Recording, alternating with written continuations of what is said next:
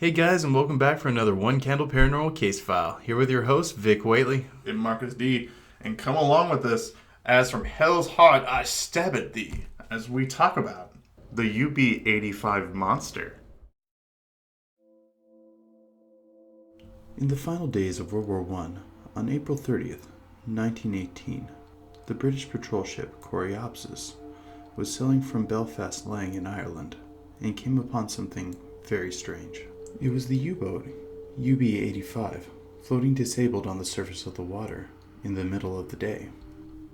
Stranger still, as the British boarded the U-boat, the Germans gave no resistance. A matter of fact, they were rather eager to surrender. The U-boat's captain, Captain Krech, was taken for interrogation, and he had a very peculiar story to tell. The previous night, the U-boat had surfaced to recharge its batteries, and himself, as well as some of the officers, decided to go up on the deck to enjoy a smoke and take in the fresh night air. As they did so, they noticed a large wake approaching the boat, and then something emerged from the water. The creature then grabbed the forward gun and refused to let go. It is described as having large eyes, a spiny skull, and large teeth.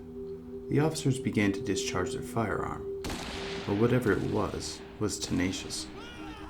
The creature continued to struggle against the U-boat, causing it to dip to the starboard side.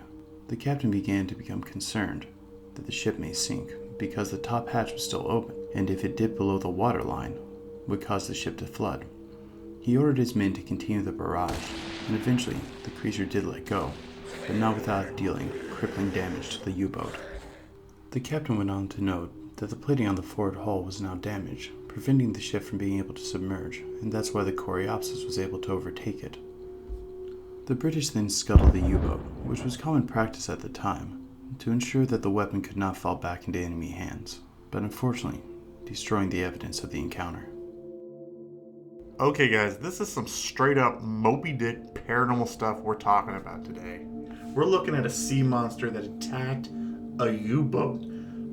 Crazy. And if you're looking at like the description of this monster, like what could this thing be? It's pretty hard to place. We don't have a super detailed description of it, just that it had a small head, large eyes, and pronounced teeth. So I think for a lot of us, the first thing that comes to mind is some sort of like a kraken, like some sort of like colossal squid or octopi. Well, I would say probably not a squid, probably not an octopi, and probably not any sort of invertebrate in general. The description generally sounds like some sort of large vertebrate. Beyond that, it was described as having a small head, and both octopi and squids are mostly head. And I think that if these guys are unloading several clips into this thing, if it was some sort of a large squid or octopi, I'm pretty sure the giant tentacles would somehow make it into the story. Yeah, the absence of the tentacles is another big part, but actually, a octopi or a squid, they can take a lot of rounds of gunfire. They don't have any bones to shatter and break, throwing off internal shrapnel. That's why you say killing a shark with a bullet, it's hard unless you hit a really vital organ. So guys, 50 Cent is a lot like a giant octopus. It doesn't care if it gets shot, it just shrugs it off. So okay, the second thought is maybe this is some sort of a megalodon, like a giant shark, just launched and bit straight into this submarine. I actually initially thought about that as well. Sharks will sometimes attack metal structures that have electronics in it because they're misreading the vibrations around it.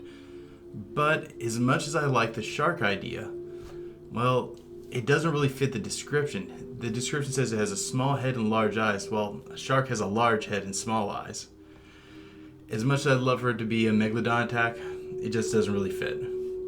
So okay, so scratching off some sort of a kraken and some sort of giant shark, that leaves us with probably a sea serpent, you know, the go-to monster of the deep.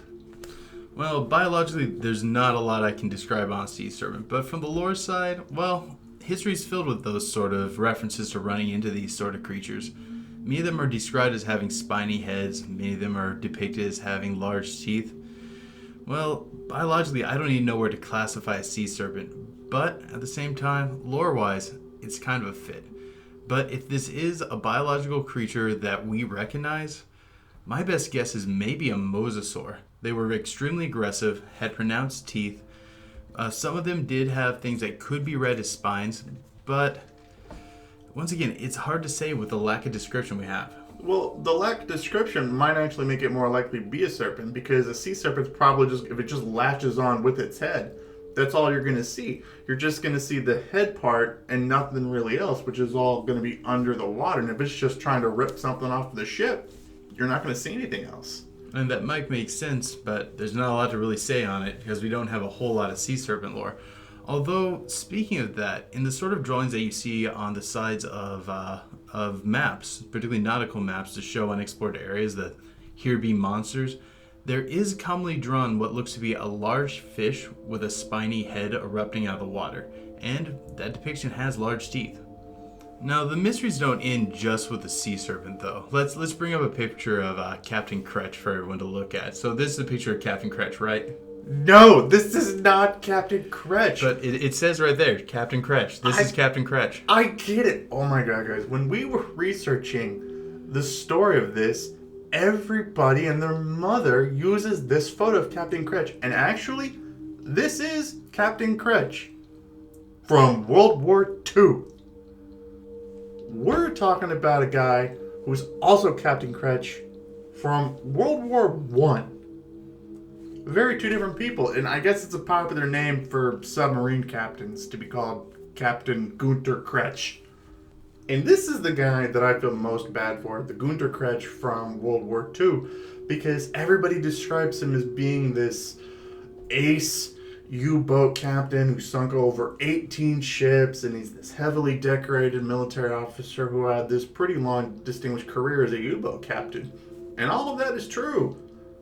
But the Captain Günther Krech from World War I, who's involved in this story, claiming to see a sea monster, it's a different guy. And we'd love to put up a photo of him, but there is none. Because he died shortly after being apprehended by the British. As I say, you talk about anything, and there's going to be my side of the story, your side of the story, and the truth. And we kind of get this in this case.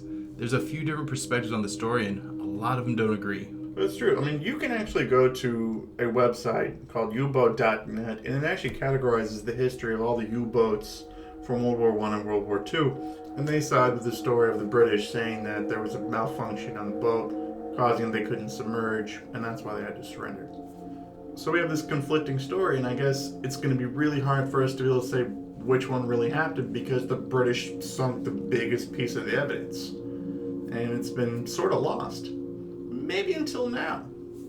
In 2016, off the west coast of Scotland, a team was laying lines while surveying the area. They're pretty sure they found it. Now, they're not 100% certain that it's UB-85, but it does seem to have some damage and does seem to match up with placement and description. So, we might have some answers. Well, at least that is if they're planning on raising it up. But as of yet, they're planning on just leaving it at the bottom of the ocean. If I was going to put a conclusion on this case, do I think he was attacked by a sea monster?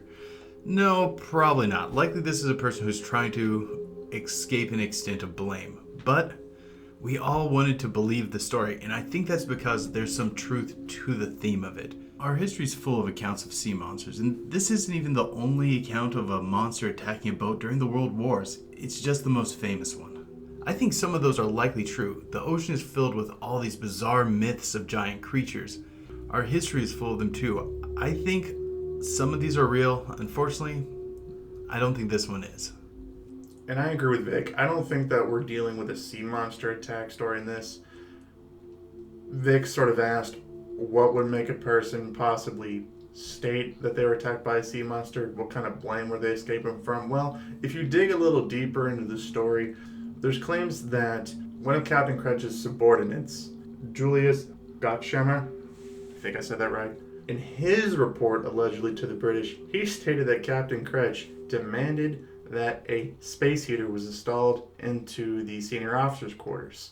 And when they did this, this caused them, the process that they had to go about this caused that they couldn't seal off and make the entire ship watertight, so they couldn't submerge. So when the British warship showed up, they couldn't submerge, and that's bad for a submarine. And Captain Krech pretty much didn't want to be accused of trying to create an oven in a submarine. The Germans weren't known for being too forgiving on incompetence. Yeah, so he kind of had to say something. I'm surprised that it was sea monster, maybe.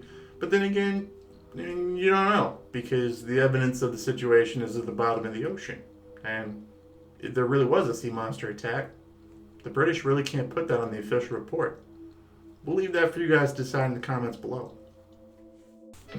Hey guys, and thank you for checking out our newest video. If you enjoyed it, give it a like, share, or subscribe. And beyond that, big thanks to Marcus for digging up a lot of the historical research on this one. Yeah, we were really happy to bring this story to you guys. Sea monster stories are some of the original paranormal encounters that we have in our history. So we were so happy to be able to actually look into this story and kind of bring it to you guys. If there's a video idea that you guys really want us to do and talk about, put it in the comments below. We love suggestions from our fans.